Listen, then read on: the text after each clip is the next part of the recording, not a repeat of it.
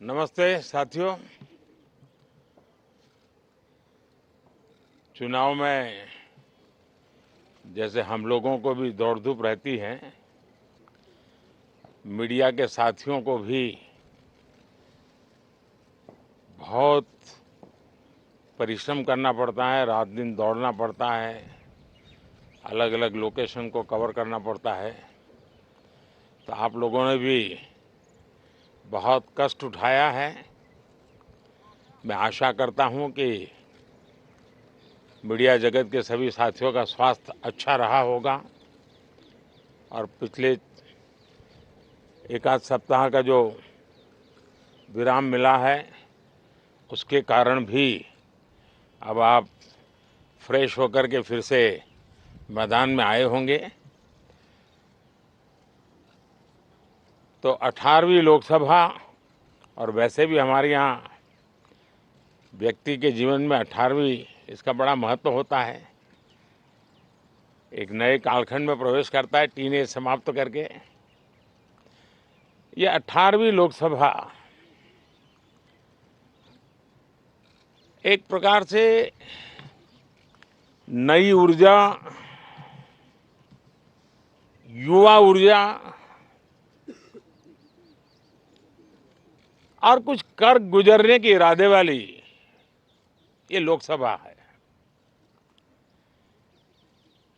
और आज़ादी का अमृत महोत्सव के बाद का ये पहला चुनाव है।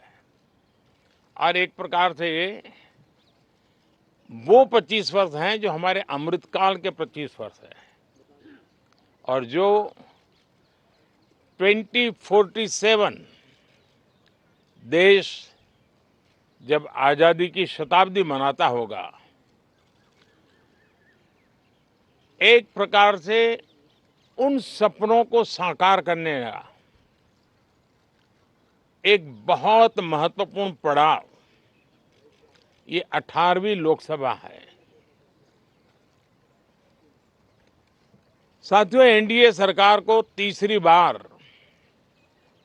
देश की सेवा करने का देशवासियों ने आदेश दिया है, अवसर दिया है।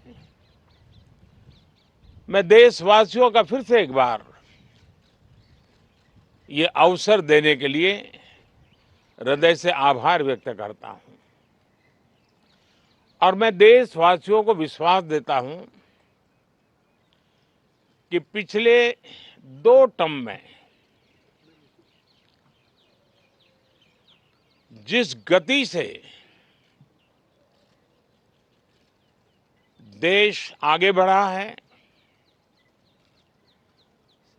समाज के हर क्षेत्र में परिवर्तन साफ साफ नजर आ रहा है।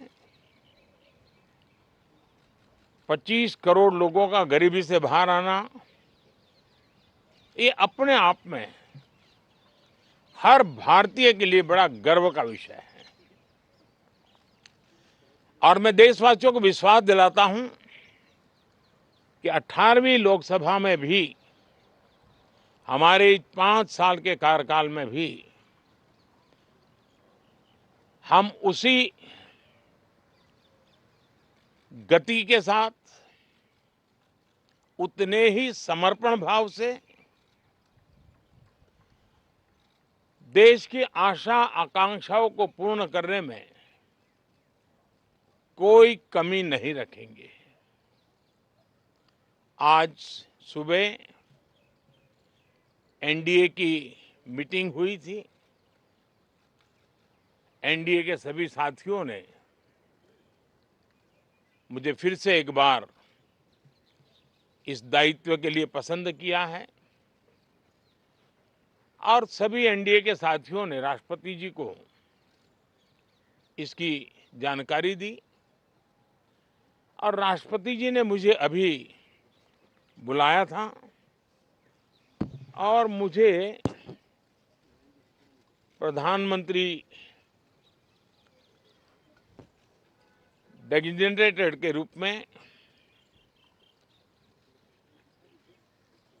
काम करने एक नियुक्ति दी है और मुझे शपथ समारोह के लिए और मंत्रिपरिषद के सदस्यों के सूची के लिए उन्होंने सूचित किया है। मोटे तौर पर मैंने राष्ट्रपति जी को कहा है कि हमें 9 तारीख शाम को सुविधा रहेगी।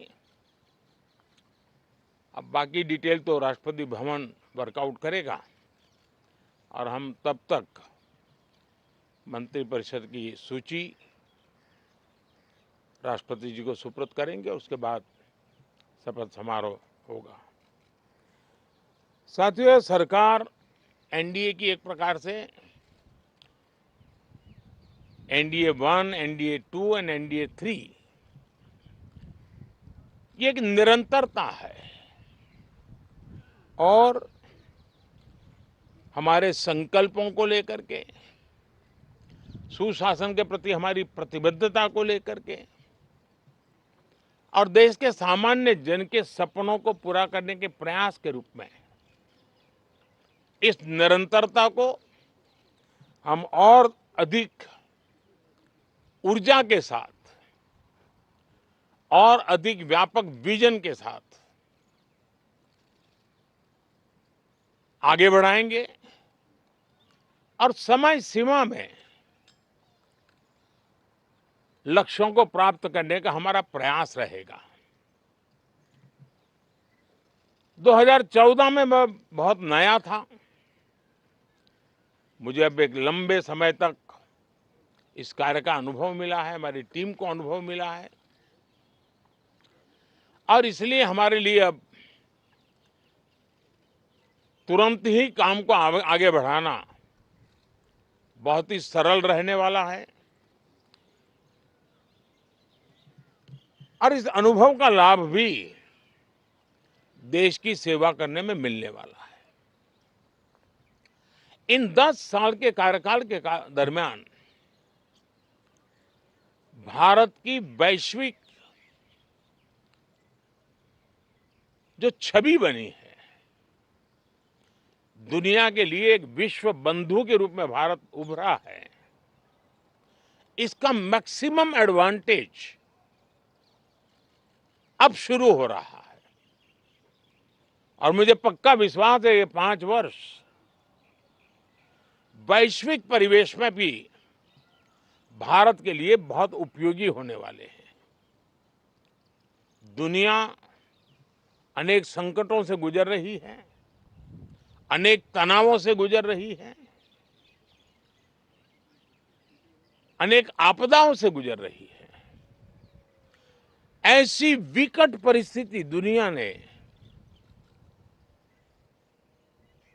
बहुत लंबे अरसे के बाद देखी है। हर देश इन सारी समस्याओं के बीच अपने आप को बचाए रखना, बढ़ाते रहना, चुनौतियों का डगर डगर पे सामना कर रहा है। हम भारत वाले लोग, हम भारतवासी खुद नसीब हैं कि इतने बड़े संकटों के बावजूद भी हम आज विश्व की सबसे तेज गति से बढ़ने वाली इकोनॉमी के रूप में जाने गए हैं। ग्रोथ के विषय में भी दुनिया में हमारी वाहवाही हो रही है। अब एक स्टेबल गवर्नमेंट मिलने के कारण और परिचित व्यवस्था और नेतृत्व मिलने के कारण दुनिया का भारत के प्रति रुझान, भारत के प्रति उनका आना बहुत तेज गति से होने वाला है और मुझे विश्वास है कि देश के सभी राज्यों को इसका लाभ मिलेगा। देश की युवा पीढ़ी को सबसे ज्यादा लाभ मिलेगा।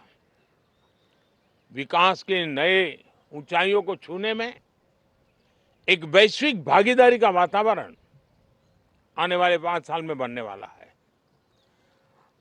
तो इसी संकल्पों और आदर्शों के साथ हम आगे बढ़ेंगे। मैं राष्ट्रपति जी का हृदय से आभार व्यक्त करता हूं कि एक बहुत बड़े महत्वपूर्ण दायित्व के लिए उन्होंने मुझे निमंत्रित किया है आप सबका भी दोस्तों बहुत बहुत धन्यवाद। Thank you. मतदान हुआ खत्म, अब बारी है परिणाम की। एग्जिट पोल में दिख रही है मोदी सेना भारी, मगर विपक्ष ने भी किया है अपनी जीत का दावा। देखें लोकसभा चुनाव पर सबसे बड़ी कवरेज सिर्फ खबरनामा पर 4 जून सुबह 8 बजे से।